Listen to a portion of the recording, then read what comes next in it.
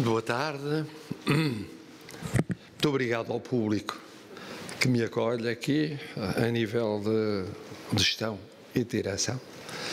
Muito obrigado aos secretários de Estado.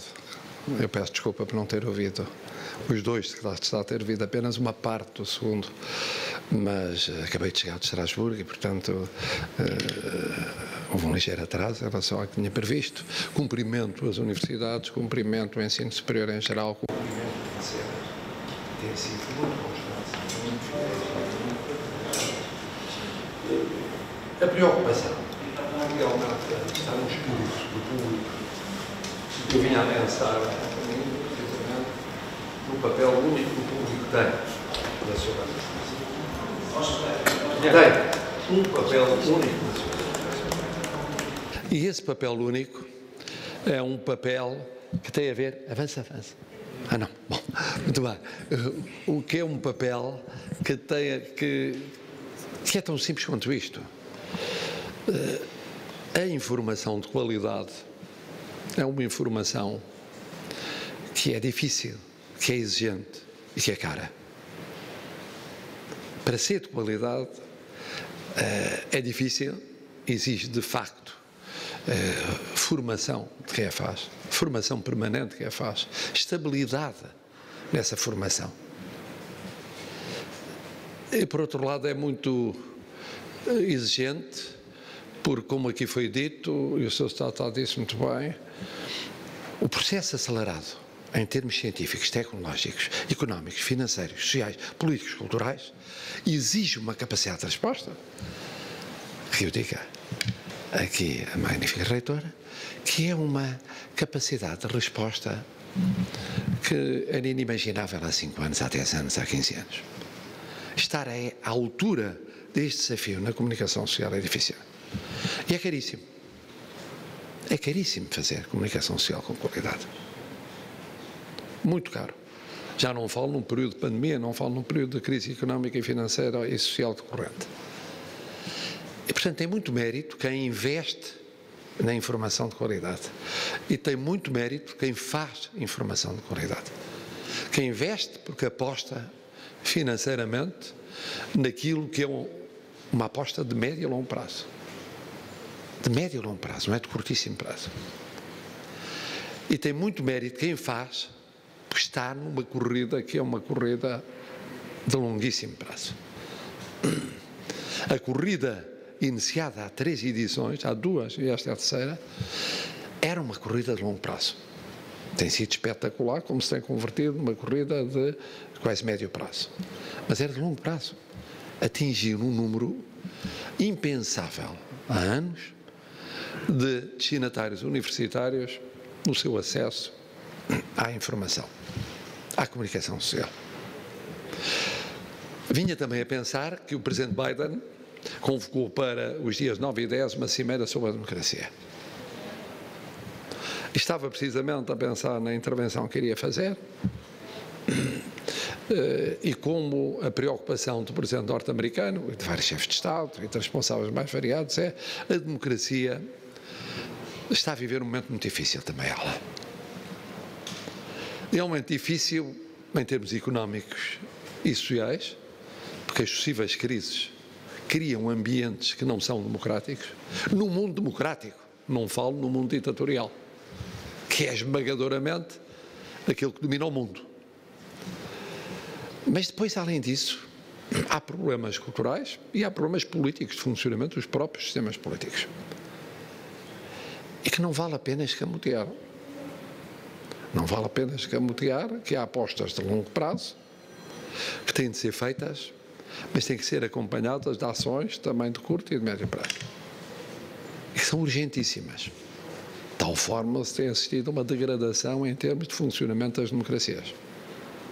E essa degradação tem um preço, que é, como já foi dito, a emergência de correntes, chamemos populistas, chamemos radicais, chamemos assistémicas, antissistémicas, chamemos, agora talvez enquanto falo em democracias iliberais ou aliberais, que não são democráticas, portanto, são correntes que se têm multiplicado, que se alimentam de factos que existem Depois potenciam esses factos, interpretando-os, relendo-os e convertendo-os em militância antidemocrática, com o pretexto de ser a substituição por modelos que são ou indefinidos ou não são melhores do que as mais precárias das democracias.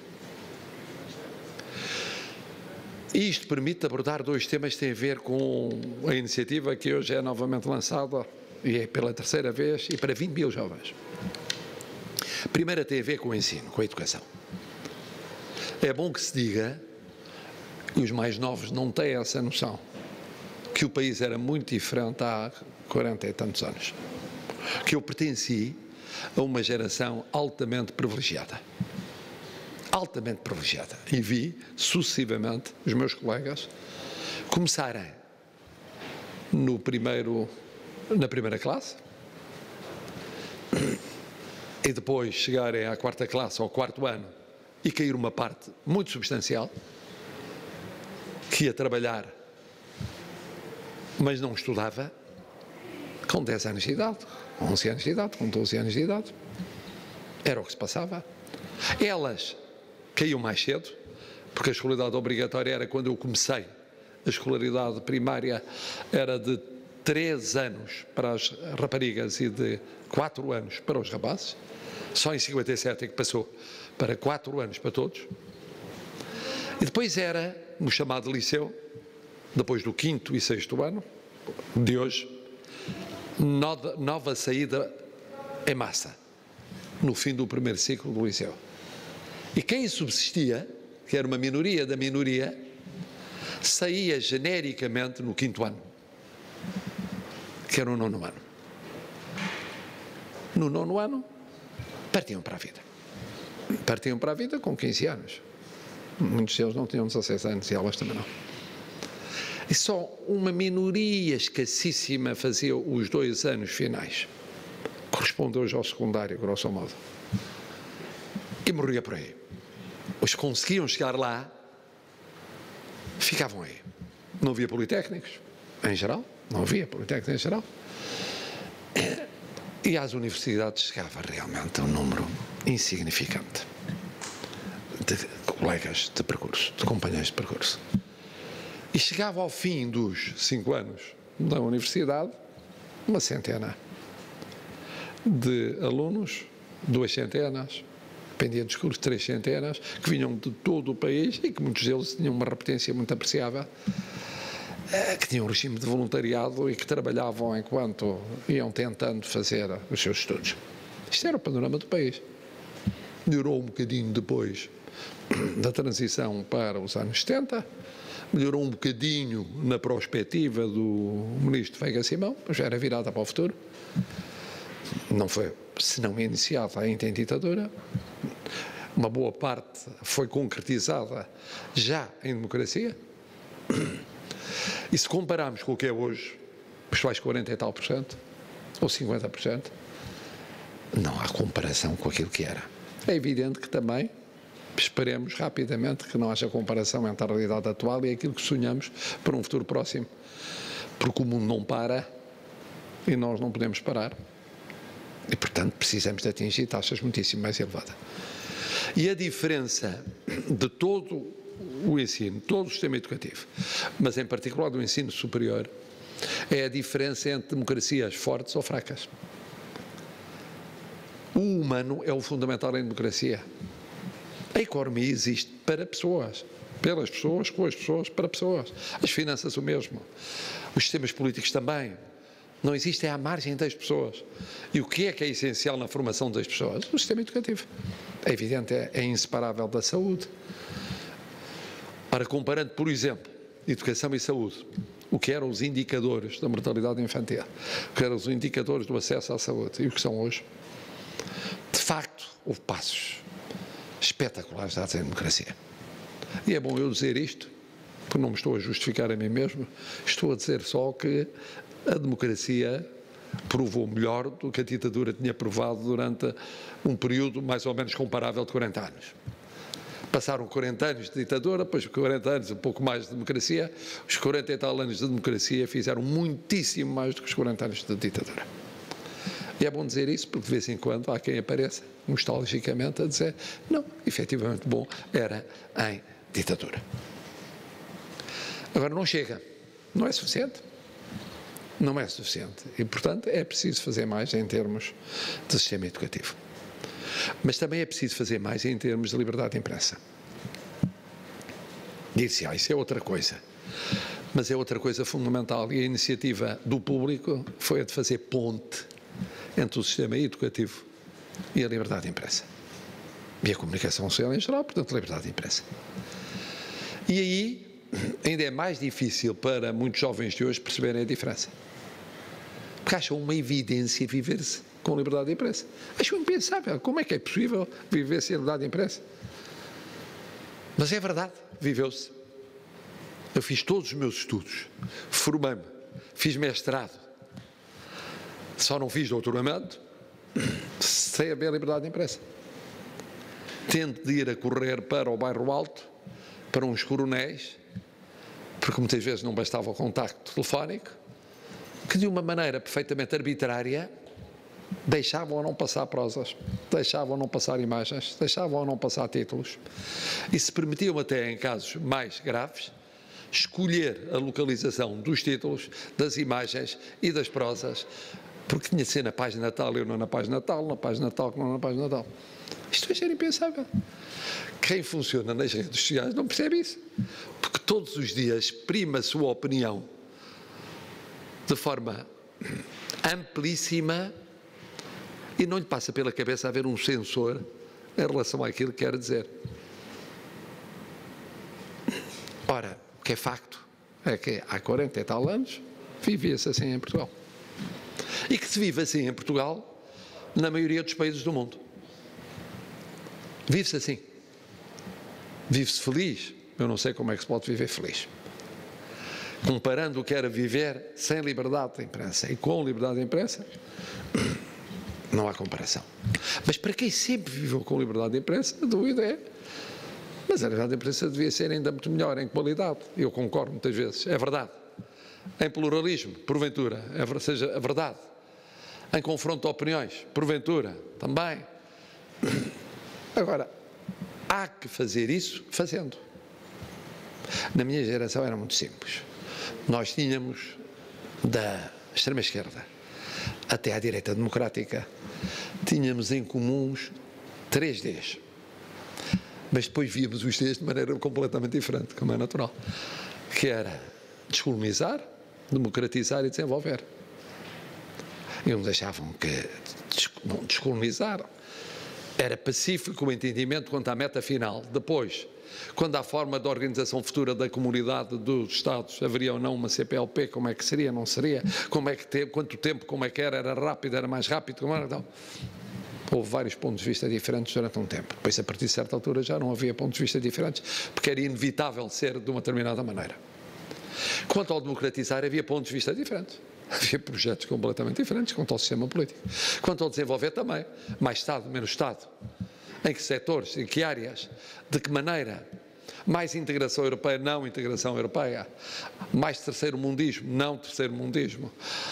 Mais alinhamento com um dos blocos que existiam, mas já não existem. Como era? Era, apesar de tudo, relativamente simples, dentro da complexidade, depois dos vários caminhos. Mas hoje a vida é mais rica. A paleta com as cores é muito mais variada. Não há que, primeiro ainda, fazer a descolonização e avançar para a democracia e arrancar com o desenvolvimento. Não. Trata de saber, partindo da base que existe, como é que vamos agora avançar. Por caminhos, na base do pluralismo, do debate, da diversidade dos pontos de vista. Isso é uma riqueza enorme. Mas esta riqueza tem que ser alimentada. Se no caso do ensino, da educação, é difícil, mas é um caminho que, apesar de tudo, é consensual. A multiplicação das instituições, a sofisticação das instituições, a sua flexibilidade, a sua capacidade de resposta a desafios novos, em áreas novas, com métodos novos, com formação muito mais acelerada, não menos de não inferior qualidade, mas mais acelerada, em maior número, com maior participação, com maior vivência, conjugando grande desafio, o digital com o presencial. Percebemos isso? E a resposta não é unívoca. Não é unívoca. Eu, por exemplo, acho que o ensino superior sofreu imensíssimo com a pandemia. Olhar para as instituições que sofreram, eu acho que, de uma maneira geral, além das pessoas terem descompensado, as instituições desestruturaram-se. Algumas das que mais desestruturaram foram as instituições educativas de ensino superior. Mais do que o básico, mais do que o secundário. E era mais fácil, dir-se, é mais fácil ensinar à distância com o digital. O problema é que é mais fácil, mas a falta do presencial retira a alma. Fica uma realidade sem alma. E a alma faz a diferença. Num país que é muito centralizado, que o digital não sirva para centralizar mais, sirva para descentralizar mais. E esse é um problema. Não sirva para tirar poder efetivo ao que é mais distante, ficando com mais poder o que é mais central e tem mais meios. Essa é uma questão. Mais difícil é a luta pela liberdade de imprensa, ou de comunicação, ou de informação, ou de expressão de pensamento em sentido mais amplo. Essa é muito mais difícil. Primeiro, porque todos os poderes do mundo não gostam dela. Não gostam. Não gostam. Quer dizer, diga-se o que se disser, não gostam.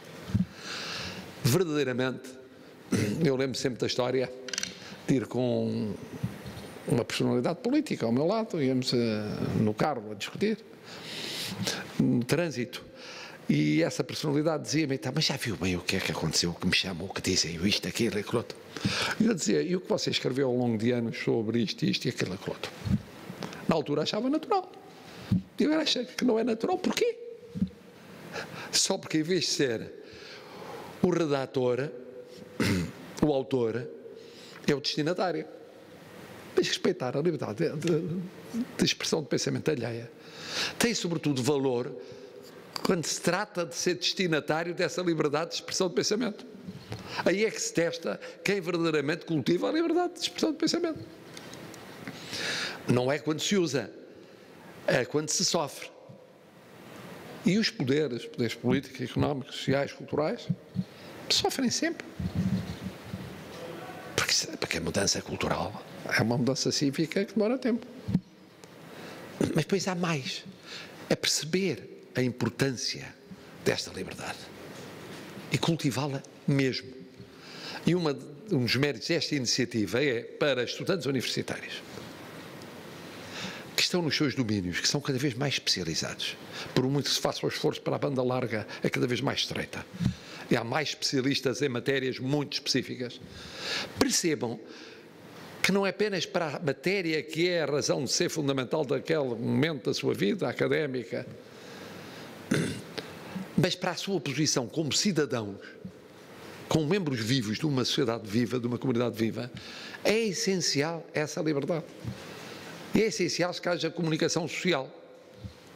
Se não houver comunicação social, dir-se, mas há liberdade, cada um se exprima e cada vez mais através dos novos meios de comunicação.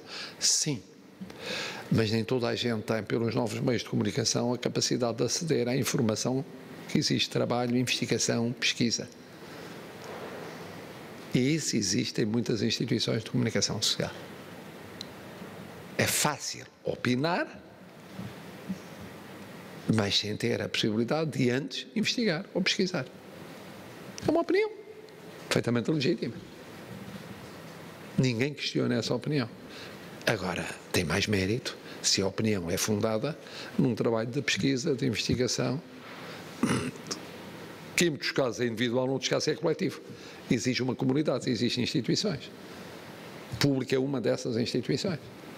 Se essas instituições começam a morrer por falta de meios económicos e financeiros, se tem de recorrer a trabalhadores cada vez mais precários e, portanto, não sabem o que é o dia da manhã. E, por isso, naturalmente, por muito incêndios independentes que sejam, vivem condicionados e constrangidos por essa precariedade. com altos e baixos e mais baixos económicos e financeiros do que altos. E se não há o reconhecimento e o apoio da parte daqueles que são os beneficiários dessa realidade democrática, isso é verdadeiramente dramático para a democracia. Dir-se, mas não há ditaduras que conseguem atingir indicadores formidáveis em termos sanitários, educativos, económicos. Eu pergunto, mas há. A pandemia mostrou que não é bem assim. Mas há. Em alguns casos não sabemos, porque não há indicadores. Portanto, podem estar num estado sanitário maravilhoso, não sabemos se estão. Não há indicadores. Noutros casos, demoram muito tempo a comunicar os indicadores. Durante esse tempo, como é que foi a realidade? Sem escrutínio. E depois, mesmo a seguir a isso, que escrutínio é que existe sobre o que se vive em termos de indicadores? E depois, a recuperação económica foi assim tão rápida? Ou não foi? Não se sabe, mas provavelmente não foi. E em casos muito significativos de grandes economias, não foi. Disse, mas também nas que são democráticas não foi, mas essas sabe-se. A diferença é esta, é que a recuperação foi difícil em várias economias, muito diversas. Nas democráticas sabe-se, nas não democráticas não se sabe. Vai sabendo, indiretamente, por efeitos colaterais, nas exportações, numa presença aqui e acolá, na revisão de estratégias, tanto quanto se pode saber. Isto faz a diferença. Portanto, muitas vezes o argumento fácil de que não, a grande vantagem desses regimes é que funcionam. Funcionam, são mais efetivos, são mais eficazes. Mas são, em períodos críticos, mostraram isso. Não mostraram. Os democráticos também tiveram problemas. A União Europeia teve problemas a enfrentar a pandemia. Num primeiro momento, está agora a debater intensamente realmente o processo de vacinação. Eu vi hoje, era o grande debate lá em Estrasburgo, no Parlamento Europeu, e com chefes de Estado e responsáveis da Comissão. Como é que vamos fazer em certas sociedades? Porque as sociedades reagem de forma diferente relativamente às pistas de solução do problema. Mas debate-se publicamente. Qualquer que seja a solução a que se chega, a nível europeu como a nível individual, é debatida publicamente. Há escrutínio. Tem risco o escrutínio? Tem. Às vezes há dramatizações, são excessivas. Hoje há muito emocional acima do racional. É fácil. Além do mais, porque potencia as emoções. É fácil começar pelo emocional, em vez de privilegiar o racional. Hoje perguntavam, a certa altura, e não era tomar novas medidas para o que se passa e tal. Eu disse, mas olha que foi pedido um estudo aos laboratórios que demora 15 dias, não demora 15 anos, não demora 15 meses, não demora 15 semanas, demora 15 dias. Não vale a pena esperar 15 dias. Se se trouxer base racional para determinadas decisões. E olhavam para mim com uma cara de surpresa. E porquê é que não foi ontem? Porquê é que não é hoje? E porquê é que não é amanhã? E depois logo se vê, se bate certo com as investigações. Vale a pena ver. A vacina que serviu para o Alfa também serviu para o Delta, com um reforço de dose. E aparentemente outras variantes surgiram e deixaram de ser faladas. Servirá para uma nova variante? Quando todos os dias surgem variantes? Vale a pena investigar. Com os avanços que há na ciência e na tecnologia, vale a pena utilizá-los para fundamentar decisões devidamente escrutinadas. Para um estudante do ensino superior, que naturalmente tem preocupações profissionais, de emprego, que estão na sua mente, para o futuro. Mas tem a preocupação do máximo, da recolha do máximo de dados informativos, científicos, tecnológicos e culturais e vivenciais. É fundamental este espírito de pesquisa, esta seriedade da investigação, esta comunicação social, este exercício fundamental da liberdade de informação. É fundamental. Já não pensando como cidadãos.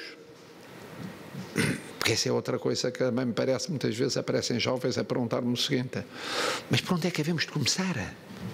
Os políticos. Eu digo, os políticos. Vocês não são políticos. É que no momento em que dizem os políticos, demitem-se logo da vossa cidadania. O que é que são menos do que aqueles que só lá estão porque são eleitos por vocês? O que são menos? Se não quiserem, eles não estão lá.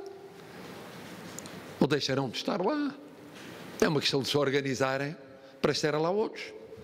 E na sociedade portuguesa não faltam exemplos de movimentos, de iniciativas de base, as mais variadas a nível local, a nível regional, a nível nacional, que culminam rapidamente em formas de intervenção política de topo.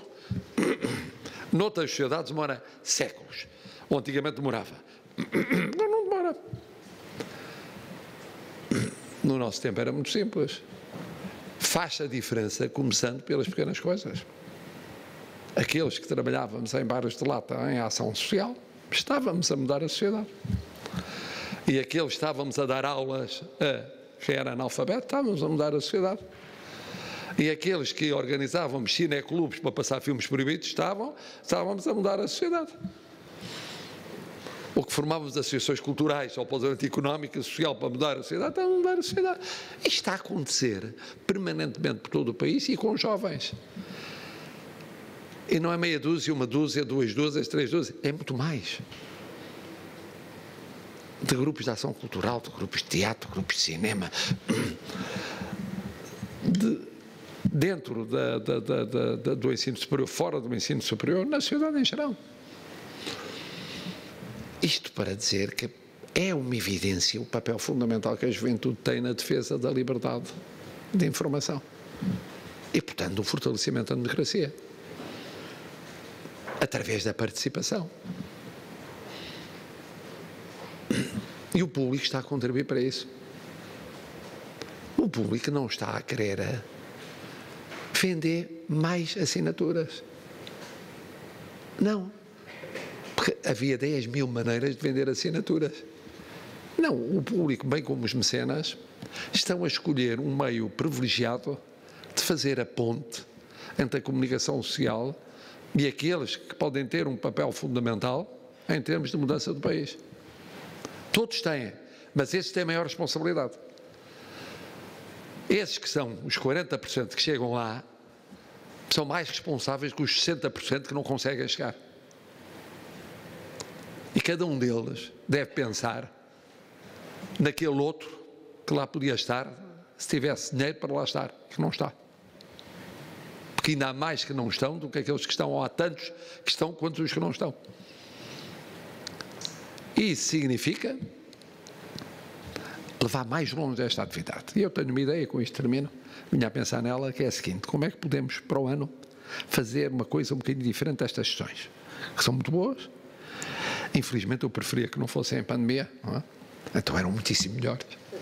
Isto fazer uma ação dessa em pandemia é como comer comida sem sal.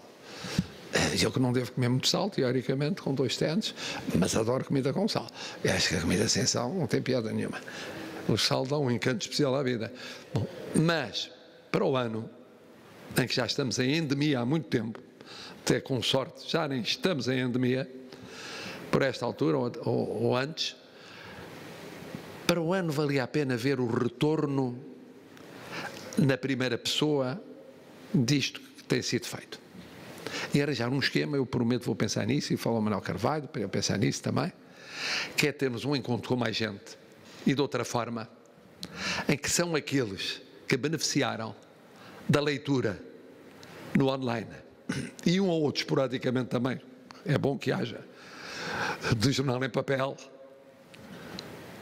que eu aprecio de forma especial, como os livros, tem cheiro, cheira, toca-se. Eu gosto de tocar as pessoas, gosto de tocar as coisas. E no digital é difícil tocar. Toca-se apenas o instrumento à mão em termos digitais. Para o ano a ideia é ouvi-los a contar as suas alegrias e desilusões sonhos e decepções com a experiência que tiveram. Olha, nós lemos mais estas páginas do que aquelas. Nós gostamos mais destes temas do que aqueles. Já sabem, aliás, quais são. Todos os anos sabem quais são. Mas porquê? Na primeira pessoa. Olha, eu, na minha vida, isto mudou a vida por causa disto. Houve uma coisa que chamou a minha atenção, me levou a fazer qualquer coisa. Outra, olha, eu deixei de fazer, ou isto, por causa... Mudou a minha atitude. Participei mais ou participei menos por causa desse contacto. Eu acho que, não sei como é que isso se monta, provavelmente também com algum contributo digital, mas não só digital. Mas valia a pena aí ter mais do que números. Ter pessoas a contarem dos vários pontos do país. Enfim, eu acho que isso era o mais gratificante para este esforço enorme que o público está a fazer. Era tão mais fácil para o público ficar fechado naquilo que é o público normal que tem e que normalmente teria e que sempre terá, a ter este público adicional. Este público adicional, eu acho que é mais importante que o público normal, ou o público natural. É mais importante. Não é por ser o convertido. E os convertidos são sempre melhores do que os que vivem na base da habituação. Mas é por ser jovem. É por ser mais exigente. Essa é a diferença entre a juventude e a não juventude em que me encontro. Já é que a juventude é muito mais exigente. E tem que ser muito mais exigente. E a liberdade de imprensa, eu dizia no outro dia, é preferível ter a mais do que ter a menos. Na dúvida, pecar por excesso a pecar por defeito. O que fica no tinteiro e devia ter sido dito é uma pena. Mais vale dizer e depois redizer e depois dizer de outra maneira e depois discutir. Mas foi dito a não dizer. E era isto que eu tinha a dizer, não é nada muito especial. Muito obrigado ao público, muitos parabéns. Para o ano cá estamos a ver se inventamos de uma forma diferente desta. Obrigado.